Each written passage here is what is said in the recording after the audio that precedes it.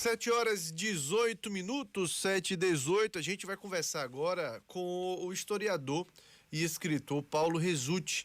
Ele que está em turnê pelo bicentenário da independência do Brasil, celebrado em 7 de setembro deste ano. Rezzutti é autor de vários livros sobre personagens importantes da nossa história, né? Sobretudo da família imperial brasileira, como a Marquesa de Santos, Dona Leopoldina, Dom Pedro I, Dom Pedro II, Princesinhas e Príncipezinhos do Brasil. Se não me engano, foi até sobre esse último livro que a gente conversou no papo que tivemos aqui, o último dos nossos papos. Paulo, muito bom tê-lo aqui conosco. Quero agradecer a disponibilidade de falar com a gente, a atenção conosco mais uma vez, por ter aceito o convite. E é muito importante a gente estar sempre falando da nossa história, né? Eu digo sempre que um povo que esquece a sua história não tem mais nada, né? Não tem mais nada. E a gente precisa cada vez mais estar valorizando, sim, isso. E eu queria começar falando a respeito justamente dessa turnê, né? De onde que partiu a ideia de fazer uma turnê para falar sobre o bicentenário. Você que já escreveu bastante a respeito disso. Bom dia. Bom dia, Fernando. Bom dia a todo mundo. É sempre um prazer estar falando com vocês. Eu falo aqui com vocês já faz muitos anos. E você tem razão. Um povo que não conhece a própria história acaba achando que veio de nenhum lugar, acaba se achando vira-lata, e aí até é mais fácil ser colonizado novamente, né? Porque a gente não é nada, né? E eu comecei essa ideia do bicentenário por causa desse arrefecimento que deu na pandemia. Fazia 2 anos que eu não tinha contato com o público e tal.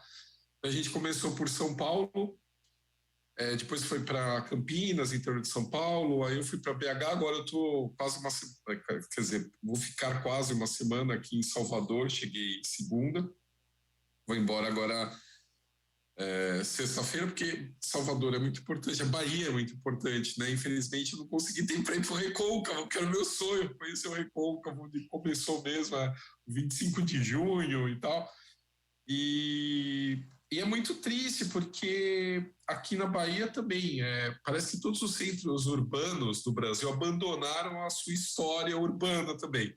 Então aqui, São Paulo, Rio de Janeiro. Então ontem eu estive no Palácio da Antiga Sé e não tem mais a Sé, e aí explica por que não tem mais a Sé, a primeira Sé do Brasil. Mas uma coisa que eu queria muito e fiquei bem chocado era conhecer o lugar onde a Joana Angélica foi morta pelos portugueses no meio do processo de independência. Foi uma luta para conseguir achar o portão, para conseguir chegar no portão. E está totalmente abandonado o Convento da Lapa, o local, sabe? Tem o túmulo dela dentro lá, bonitinho e tal, mas o lugar mesmo onde aconteceu, que eu sou muito curioso, eu quero ver onde aconteceu a história, quero saber.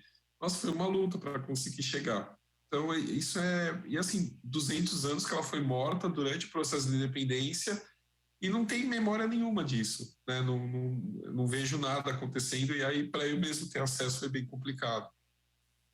Pois é, e se tratando de Bahia, eu acho que é mais inadmissível ainda, né? Porque aqui, caramba, aqui o Brasil foi descoberto, aqui a gente tem a primeira capital brasileira, Salvador. Quer dizer, a história do Brasil começa a ser contada por aqui, né? Aqui começa tudo, e a gente vê um cenário desse, e acho que para quem se debruça sobre a história e escreve sobre ela, deve ser mais chocante ainda, né? Como é para você. Porque quando eu estava fazendo o livro, que agora no final desse mês, agora começo do próximo, sai um livro só sobre independência, né? E aí eu vi que a dificuldade de conseguir uma foto boa do local, aí eu entendi o porquê, sabe assim, porque é difícil chegar até lá e tal. Então é bem complicado. Mas você falou tudo. Quando eu cheguei aqui de avião, assim, foi aquele impacto, tipo assim, uau, o Brasil que a gente mais ou menos conhece hoje em dia começou aqui, né? E está sendo muito emocionante, assim, principalmente estar na Bahia e vivenciar a Bahia e conhecer todas as coisas que eu nunca tinha imaginado que eu ia ver, né? É bem, bem emocionante. Quando tiver a oportunidade de conhecer o Recôncavo, não vai ser dessa vez ainda, né? Não, mas na próxima eu vou. E você vai se maravilhar também, vai gostar muito. Eu estava ontem no Recôncavo, né? Na nossa querida Santo Antônio de Jesus, a gente tem uma emissora lá, o Dilson Barbosa tem uma emissora lá, a Andaiá FM, e a gente, pra gente acaba ficando comum, porém, é algo que a gente, tem hora que a gente para pra pensar, caramba, isso aqui tem muita história. Cachoeira, São Félix, né? Pertinho aqui de Feira de Santana. né? Então é algo que vale muito a pena, sem dúvida alguma. Mas, bem, 200 anos da independência do Brasil, e eu queria começar não pelo 7 de setembro, eu queria começar com você falando do 9 de janeiro, com o Dia do Fico.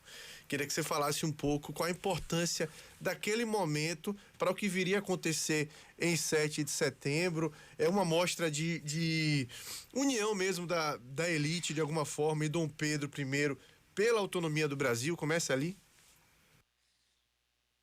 Eu acho que começa um pouquinho antes aqui em Salvador, com o Dom João VI chegando e assinando a abertura dos portos na mesa que está, que eu acho que eu vou ver amanhã, na mesa que está na Câmara.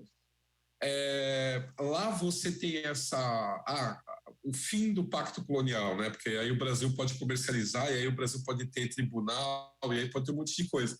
Que antes não tinha, que tudo dependia de Lisboa, principalmente. Só que agora a corte está aqui.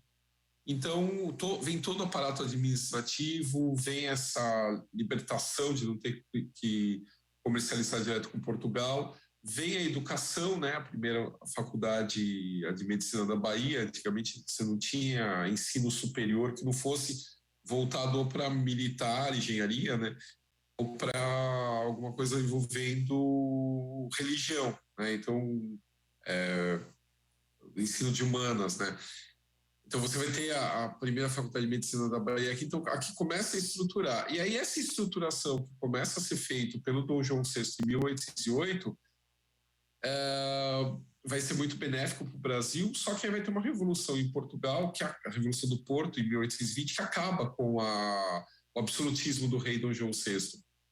E aí os brasileiros os brasileiros aderem a essa Revolução do Porto porque eles também querem uma Constituição, que a gente não tinha Constituição, nem em Portugal nem no Brasil tinha Constituição, tudo demandava do rei. E aí, nessa empolgação dos brasileiros, eles mandam deputados para lá, para as Cortes de Lisboa, para a Constituinte de Lisboa. Só que o que acontece? Antes desses brasileiros chegarem, os portugueses lá da Constituinte já começaram a deliberar uma série de ações, vou dizer até uma palavra forte, contra o Brasil. Então, contra tudo que o Dom João VI havia feito aqui.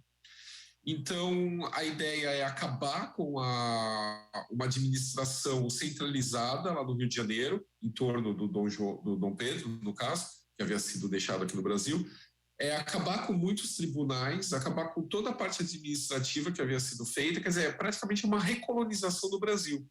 Cada província brasileira, Bahia, São Paulo, Minas, ia ter que responder diretamente a Portugal. Não ia mais ter nada centralizado no Brasil. E isso é impacto para esses brasileiros que estavam empolgados com essa Constituinte, que já viram que de Portugal não dá para esperar nada de bom. Então, essa elite, ela se reúne em volta do Dom Pedro. Já tem os primeiros impactos aqui, até antes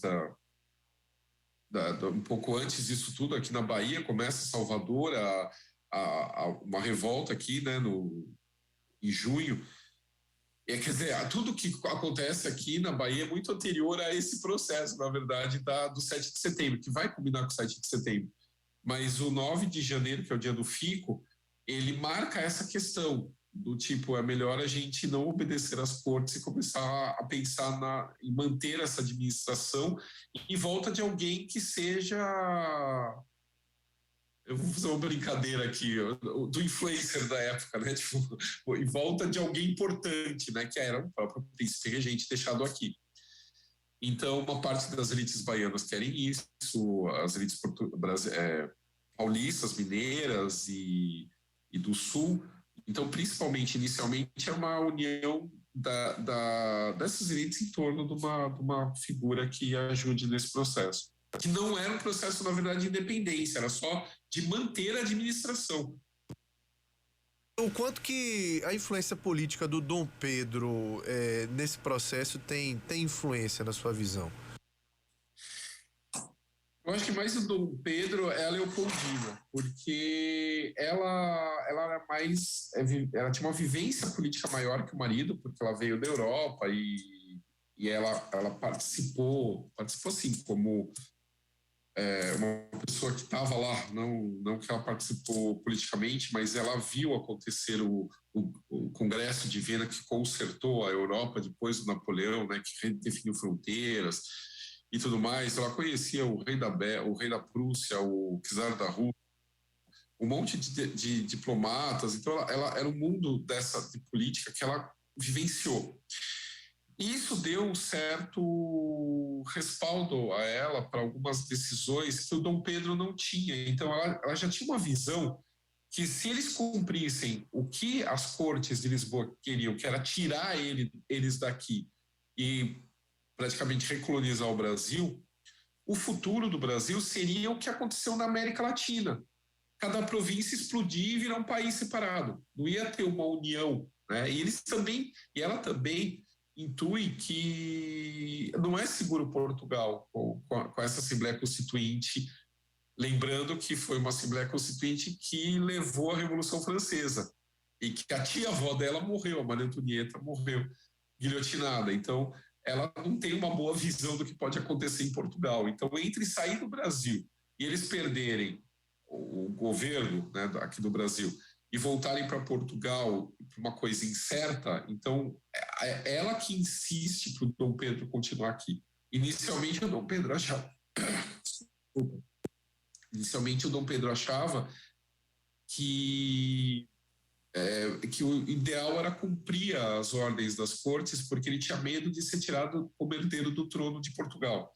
Ela já tinha visto que aquele bonde já tinha passado fazia tempo, que já estava em outra, entendeu? Tinha que ver o futuro, que de Portugal não ia dar para esperar muita coisa. Então, ela atua, né, nesse processo do fico com uma maior intensidade que ele.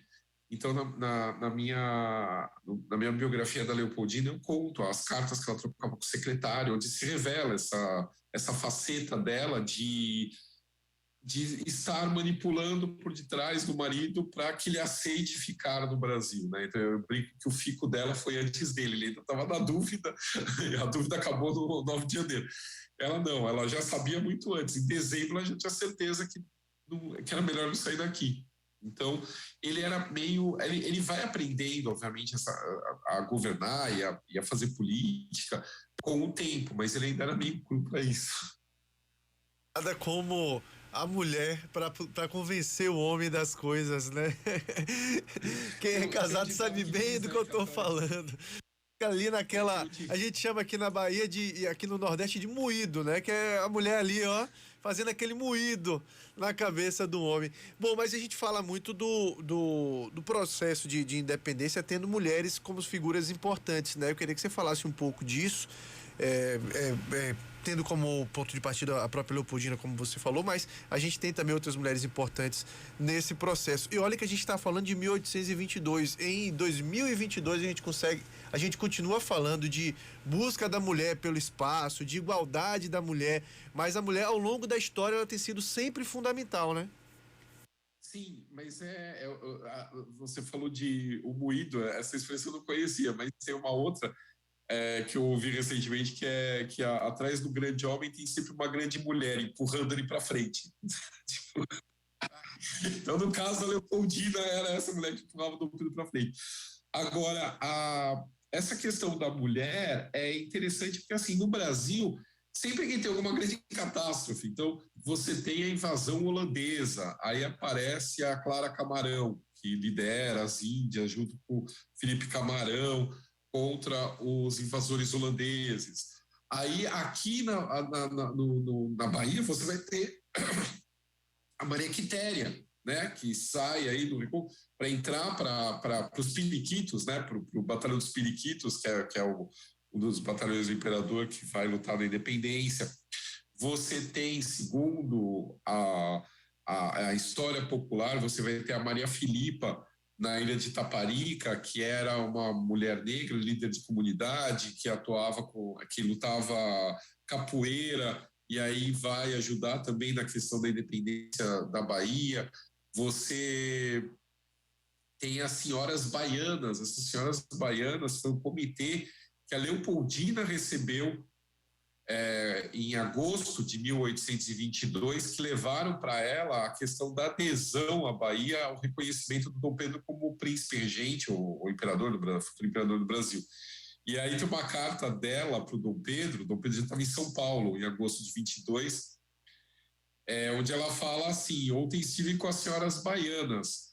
Se dependesse das mulheres, a causa já estaria mais avançada, sabe? Aquela vê que, e ela fala assim: as mulheres são mais aderentes à boa causa do Brasil, tendo esse exemplo das mulheres. Então é engraçado. Só que assim, sempre que tem essa ruptura social por causa de alguma revolta, de alguma guerra, de alguma coisa, essas mulheres elas conseguem ocupar o espaço que seria masculino, de decisão, de luta, né? E depois que acaba o perigo, elas voltam para os lugares que a sociedade coloca elas, né? E isso aí você vê, é cíclico na história do Brasil. Você pega, como eu falei, desde da invasão holandesa até a independência, depois vai ter de novo isso na Guerra do Paraguai, onde vai ter mulheres que vão para a guerra junto com os maridos, são as vivandeiras, então é mulher, o marido, o filho, o amante, e essas mulheres estão lá. Vai ter a Juvita Feitosa, que é também do Nordeste, ela se veste de homem, que nem a Maria Quitéria, para conseguir ir para a guerra. Então tem sempre esse espaço, elas tentam ocupar esse espaço quando o país está em perigo, sabe? Assim, parece um chamamento, uma coisa interessante. Pois dizem que corajoso é homem, né? Corajoso coisa nenhuma. Quem dá coragem por trás, quem dá a coragem do homem é a mulher. É a parte da coragem do homem. Paulo, a gente começou, eu queria encerrar esse papo da forma como a gente começou, falando da importância da gente preservar a nossa história, buscar a nossa história.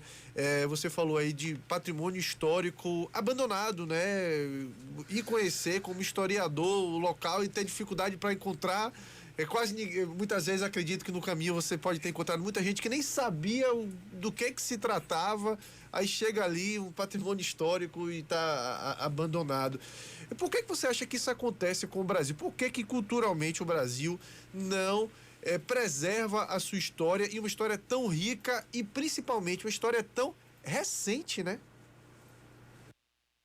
Não há uma valorização, isso aí eu sim, é engraçado. Tem essa questão do as a elite, vamos dizer assim, fala que o povo não se interessa por isso, mas não é real, porque assim, eu trabalho com isso, eu sei que eu tenho público, eu vejo gente interessada, eu tenho, assim, eu sei que eu já despertei o interesse de muita gente, assim, desde 2011 que eu escrevo, de fazer faculdade de história, de conhecer história, então, assim, não é uma realidade, mas, assim, a elite econômica, principalmente a elite política, ela não quer investir nisso, ela quer investir no que vai dar voto, entendeu? Isso aí, a educação, tanto uma educação de qualidade, uma educação voltada também ao patrimônio, à valorização da cultura, a um patriotismo que não essa coisa exacerbada e que a pessoa não sabe nem o que está falando, que geralmente está falando bobagem, às vezes tem que tomar um pouco de cuidado com essa questão de patriotismo. Mas tudo isso é a longo tempo. O político quer o voto daqui a 4 anos. Ele não tem tempo a perder. Então é sempre nesse imediatismo. Então o que ele vai enfiar na goela do povo? O show. É um pão e circo, entendeu? Não é uma coisa que vá ser, não é um projeto de desenvolvimento intelectual e saudável do povo e tal. Isso aí não entra no radar dos políticos. E como tudo no Brasil, quer dizer, como tudo no mundo é política, né? Então é complicado. E assim, eu vejo muita gente querendo saber a história, conhecer mais a história, mas é difícil, porque tá tudo meio abandonado, né? Então é museu que pega fogo, é lugar que a gente tenta entrar e mal consegue, e é uma luta, né? E eu tento registrar o máximo possível, mas é trabalho de formiguinha, né? Eu sei que também tem outros que também fazem esse trabalho, mas eu sou uma pessoa que tenta, né? Um idealista. Mas espero estar plantando algumas sementes aí para o futuro. Pois é. Amigo, muito bom falar com você mais uma vez. A gente agradece, né, a disponibilidade de sempre conosco, a atenção de sempre conosco. Que bom que a gente ainda tem figuras como você e que mais e mais se sintam estimulados a partir. Olha que responsabilidade que você carrega, como você disse, né? É porque você acaba com o seu trabalho influenciando pessoas a não só buscarem história do Brasil, como se debruçarem, estudarem, novos historiadores que surgem a partir daí, tendo você como referência. Então, isso é fundamental, sem dúvida alguma. Fala só pra gente da sua programação aqui na Bahia, você fica até quando e como é que você vai Eu vou. tá se programando nesses dias aí? Eu vou. É que eu tenho um monte de convites e coisas para conhecer.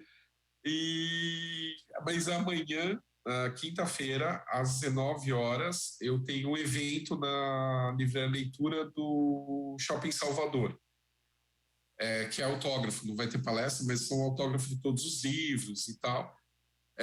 Aí depois eu vou para Recife, na sexta, e então amanhã é que eu vou ter mais contato com o público aqui de Salvador. E eu espero ainda voltar, porque eu quero lançar o da Independência aqui na Bahia. Pois é, e seja muito bem-vindo à nossa Bahia, viu? Um abraço, muito bom tê-la aqui Obrigado. conosco. E obrigado pela entrevista e pela atenção de sempre. Obrigado, Fernando. Prazer sempre falar com vocês. Começamos então com o historiador Paulo Resutti, né, que está em turnê pelo bicentenário da independência do Brasil, passando aqui pela Bahia. Então, até amanhã ele está aqui na Bahia. Salvador está a 100 quilômetros daqui, então, o pessoal que quiser ir